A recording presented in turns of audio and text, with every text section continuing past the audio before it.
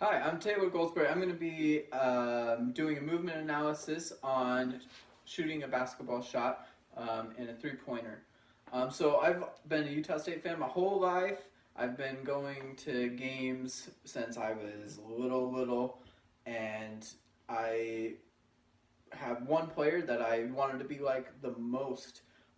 Even though it's been about 10 years since he's stopped playing college basketball, I felt like he was the perfect example of the correct form and movement of shooting a three-point shot. And that guy is a Utah State's very own J.C. Carroll. He's my favorite player, and I've always wanted to be like him. So this is kind of an analysis on his shot, even though I'm not as good as him because I'm not playing college basketball. But will be a very close example of his shot because he is one of the most perfect shots that I've ever seen.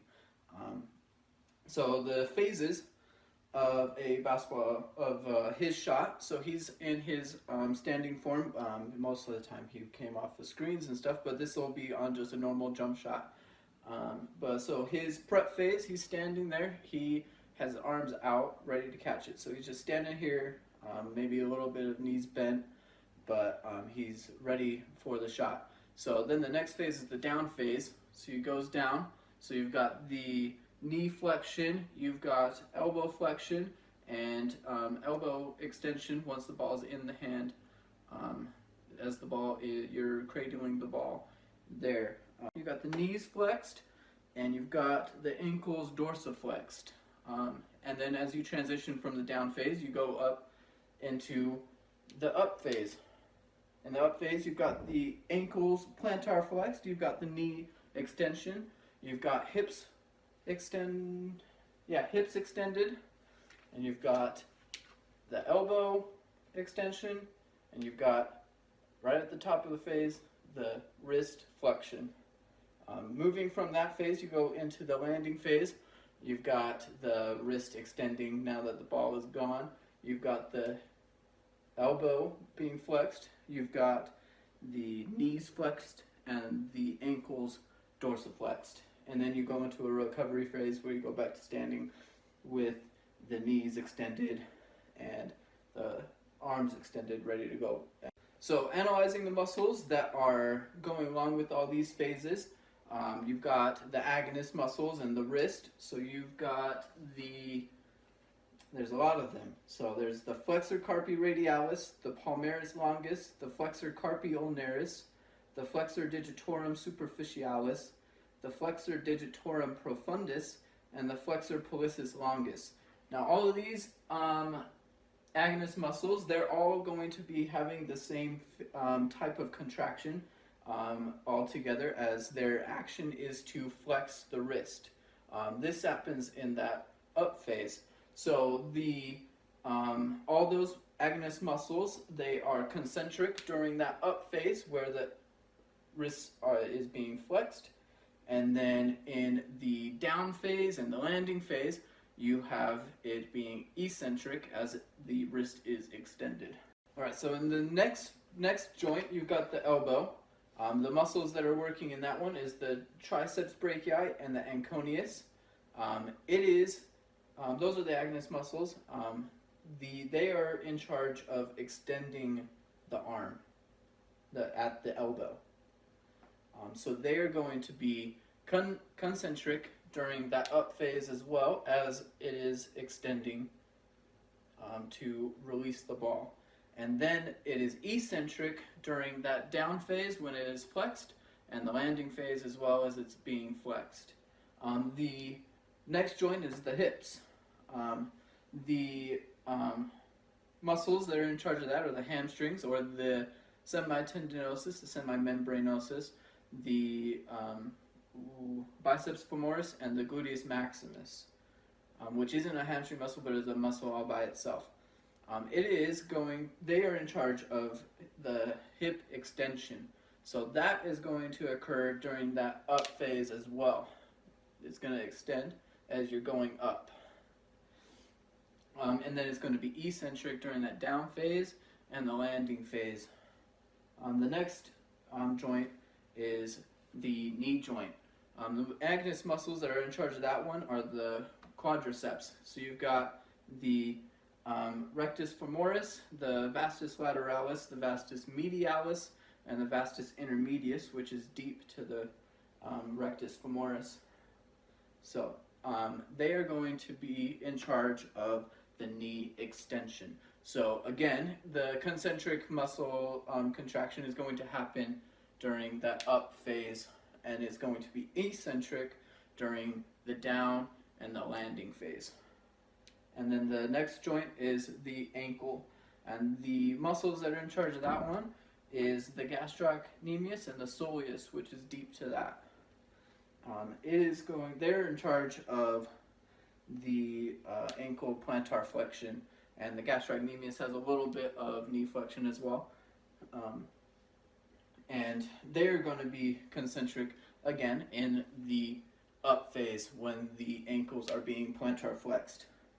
And then they are going to be eccentric in the down phase and the landing phase as it is supporting the weight there. The correct technique to J.C. Carroll's shot or anybody else's shot is having everything as straight as possible. The elbow is in, it is not out in this motion. The legs are staying straight. There's no valgus, no varus, no internal rotation, external rotation. It is as straight as can be, just flexion and extension.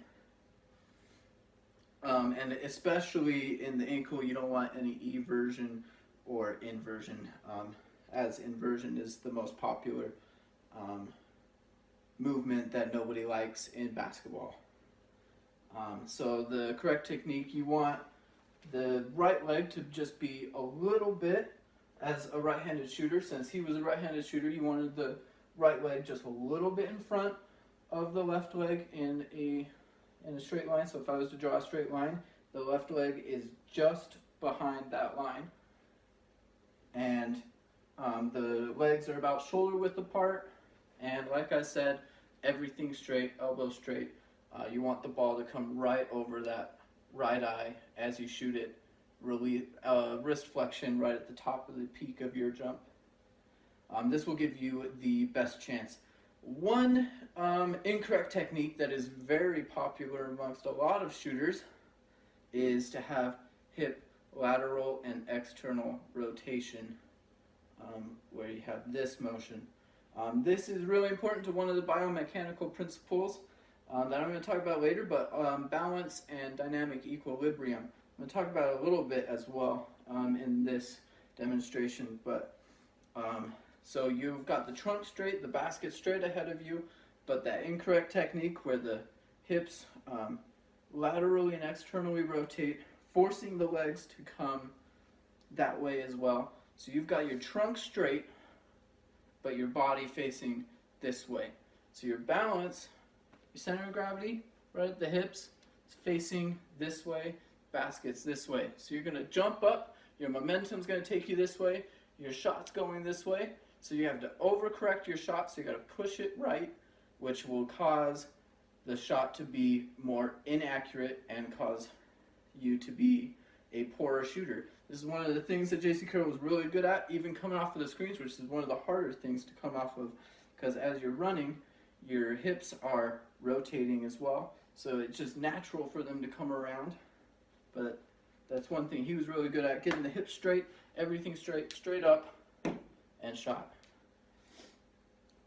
So in that biomechanical principle of balance and dynamic equilibrium, balance is in charge of controlling equilibrium, and dynamic equilibrium is the balance while moving. So this balance and dynamic equilibrium is important to the shot because, like I said, with the incorrect technique, with the momentum of your body and your balance is facing this way, but your trunk is facing this way to shoot the shot, your whole balance is going this way, your dynamic equilibrium is facing this way, your dynamic equilibrium's off because you're you're facing this way, but you're jumping this way. It's just a big mess, and that is why the dynamic equilibrium and balance is so important, and it is one of the biomechanical principles. And then another biomechanical principle that I'm going to talk about is the stretch-shorten cycle. So the stretch-shorten cycle is the agonist muscle is being stretched, so it's not being worked. So in this case, the knee being flexed is stretching the quadriceps, ready to be contracted and up in the air. And that's the next phase of the stretch-shorten cycle. Is once it's stretched really quickly and it's contracted really quickly, right after that it's stretched and contracted really quickly, it causes more power to come, more force, more power to come from the muscle group in this instance. This is important in basketball because you want more power in your legs, because late in the game you're going to be shooting a whole bunch of arms. There's no power in that to shoot a 3-point shot. In the NBA, it's almost 24 feet to go to the basket. That's a long ways for the ball to go this way and that way if you're just a little bit off.